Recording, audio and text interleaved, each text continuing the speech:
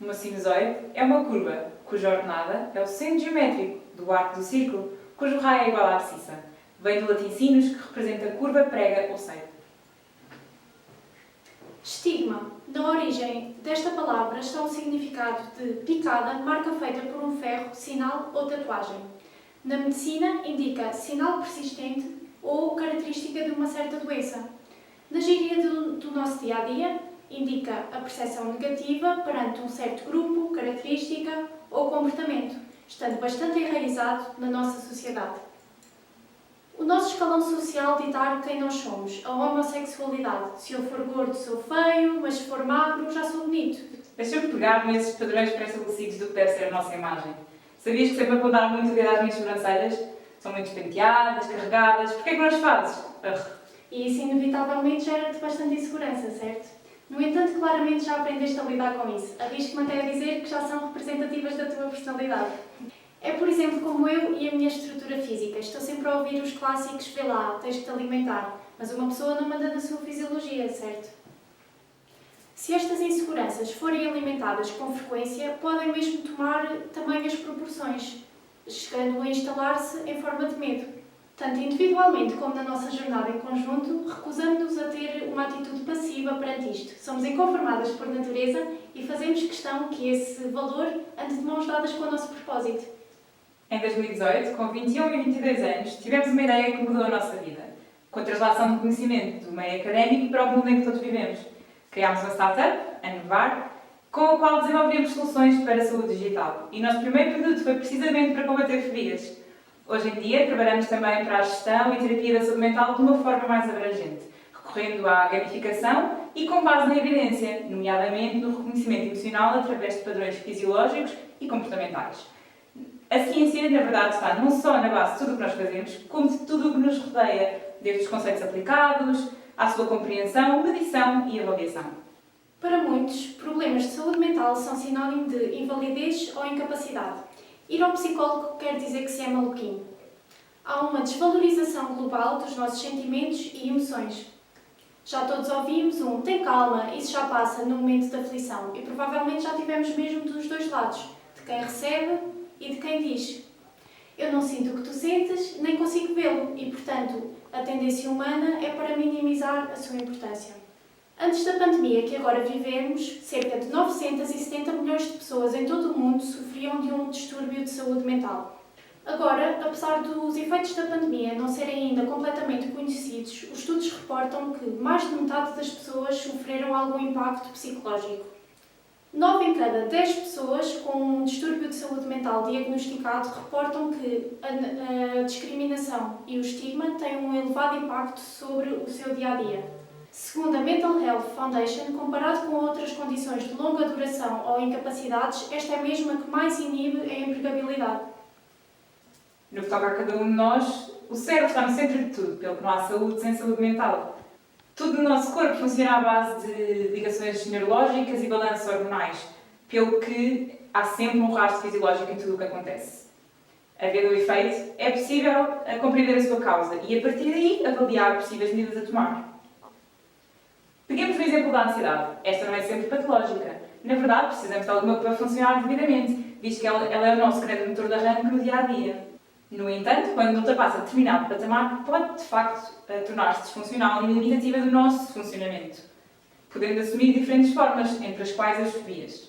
Mas, independentemente da sua forma ou estímulo, ela manifesta-se no nosso corpo, seja através de suores, problemas de respiração ou problemas de estômago, e pode mesmo medir-se. Por exemplo, em estados de elevada ansiedade, o nosso ritmo cardíaco aumenta e o intervalo entre batimentos cardíacos diminui significativamente, resultando num estado de alerta que se equipara à nossa reação que teríamos caso estivéssemos perante um perigo de morte. E isto pode mesmo ser quantificado através de um parâmetro que se chama variabilidade do ritmo cardíaco.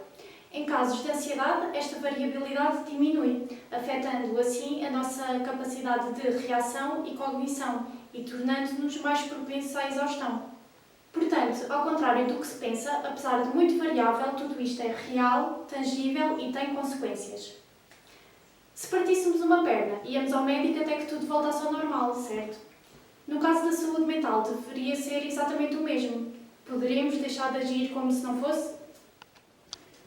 Falar em ansiedade é algo que não falta de todo no dia-a-dia do empreendedor. Arrisco-me até a dizer que faz mesmo parte do nosso pequeno almoço. Mas o que também contribui muito para esta ansiedade é a visão que a sociedade tem do que é o empreendedorismo. Tu és empreendedor porque queres ser rico. Ou quando é que paras de brincar às empresas? Tanto tempo a tirar um curso para agora não entrar no trabalho sem futuro? Tanta viagem, convívio, mas trabalho é dele. E o clássico? Achas que sozinho vai mudar o mundo? És mas é maluco. Mas o que é ao certo ser empreendedor? Na verdade é muito mais do que ser empresário. É mais um estado de espírito, um estado de constante inquietação.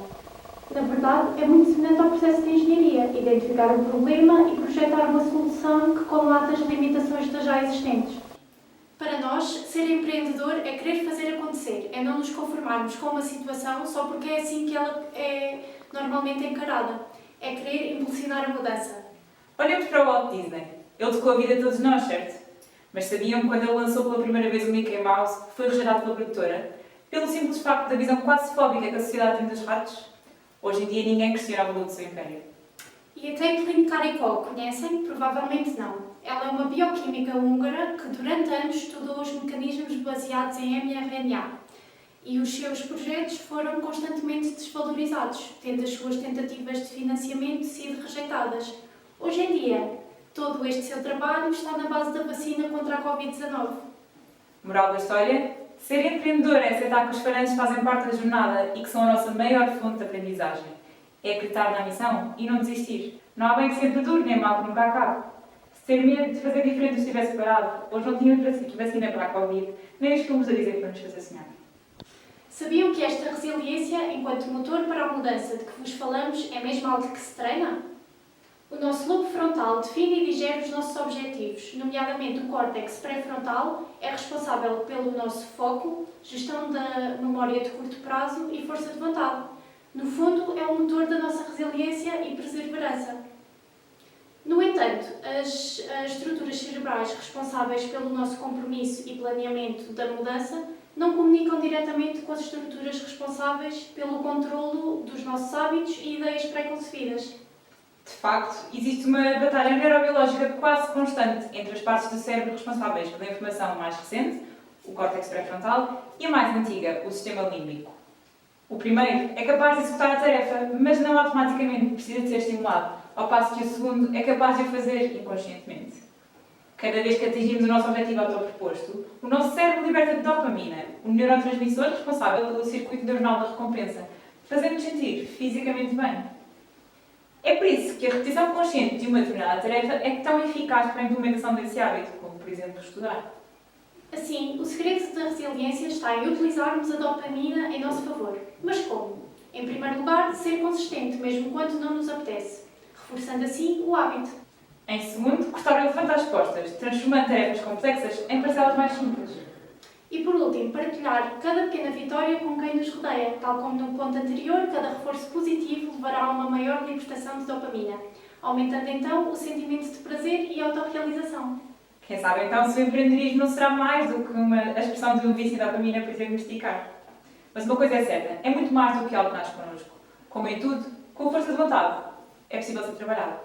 E se a pandemia veio provar algo, foi que seja com o nomadismo do passado ou com a zumbido crónica do presente, e esperamos que não do futuro, há um empreendedor por trás de cada máscara. Meninas! Quando entrarem na sala não podem sorrir. Quem é que programou isto? Vocês? Ups, não posso dizer isto. Estão mulheres na sala. O quê? Merda! A primeira mulher CEO foi Katharine Graham em 1972 e em 2021 ainda estamos neste estado. Sabiam que na Europa apenas 30% dos fundadores de empresas são mulheres? E em Portugal apenas 6% das mulheres são CEOs. E sabiam que uma mulher precisa em norma de trabalhar mais 54 dias do que um homem para obter um rendimento semelhante? Como se não bastasse, no que toca à angariação de investimento, estudos demonstram que os homens têm 86% maior probabilidade de angariar investimento de risco do que mulheres. No entanto, os estudos também demonstram que startups fundadas por mulheres têm um desempenho, em média, 63% melhor do que startups fundadas exclusivamente por homens. Fará então realmente sentido toda esta disparidade de género? O que está na sua gênese? Em primeiro lugar, A percepção do que é um homem versus uma mulher em posição de liderança. Ele é disruptor. Ela é racional.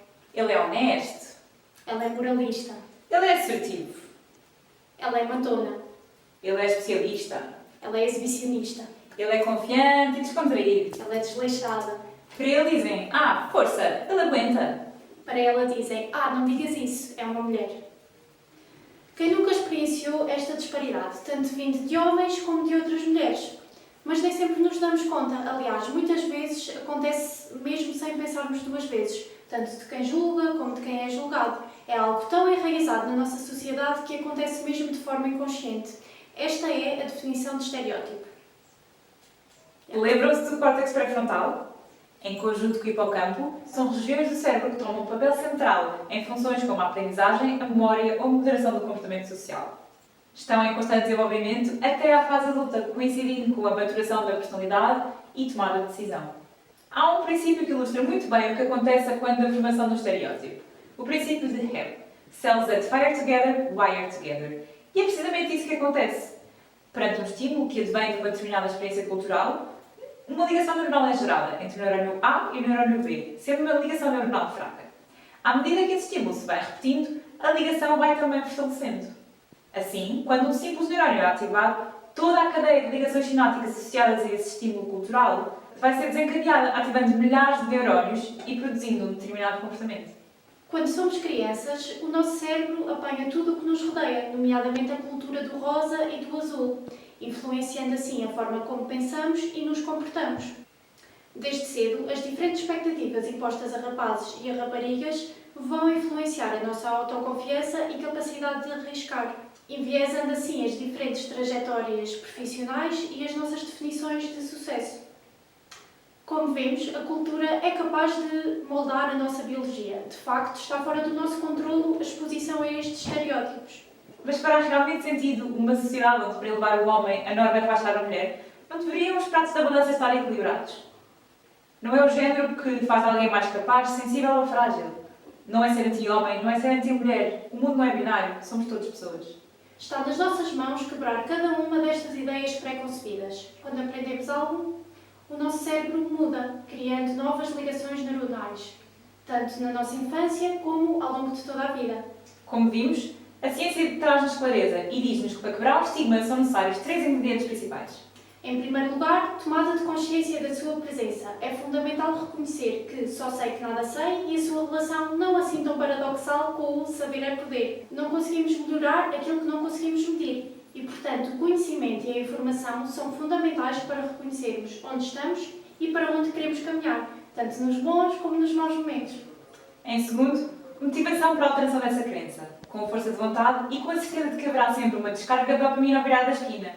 Descarga essa que pode, de forma bastante simples, ser otimizada, se nos rodearmos de pessoas com quem possamos partilhar e celebrar vitórias, bem como consolar derrotas, exteriorizar e valorizar aspectos positivos ou comunicar para esclarecer mal-entendidos. No fundo, alimentarmos a nossa resiliência com quem está sintonizado na mesma frequência. E, por fim, tempo para a instalação da mudança. À semelhança dos neurónios, que, com a força da repetição, um único neurónio tem a capacidade de gerar uma cadeia de milhares, também uma pessoa apenas tem a capacidade de gerar a mudança no mundo. Começando por si, seguindo-se quem está à distância de um braço, que, ao fazer o mesmo, permitirá, em última instância, abraçar o mundo. Repararam algum padrão? De miúdos a graúdos, da exposição a estímulos socioculturais à forma como lidamos com eles, tudo se vai regendo por variáveis independentes, dias, horas, anos, e variáveis dependentes, mais subjetivas, positivas ou negativas. E o cruzamento entre as ordenadas e as abscissas vai representando então os episódios com que nos vamos confrontando. Exatamente. Por exemplo, o início da jornada de nevar foi encorajado com bastante entusiasmo, Que rapidamente se transformou numa forte reprovação, tanto por descrença ou preocupação. Claro que isto nos fez tremer, estávamos ainda a terminar os nossos estudos. No entanto, acreditámos mais do que duvidámos e assim conseguimos conciliar ambos. Quando começámos a realizar testes clínicos, veio uma pandemia que nos fez parar por tempo indeterminado. Mas não fomos só nós. O mundo inteiro sofreu esta mudança de paradigma. Mas decidimos aproveitar esta pausa forçada para também nós nos reinventarmos e conseguirmos então alterar a forma como entregamos saúde. À semelhança de uma função cinzelal, A equação fx que une nestes altos e baixos representa a nossa jornada, do sucesso ao fracasso, do estigma à sua superação.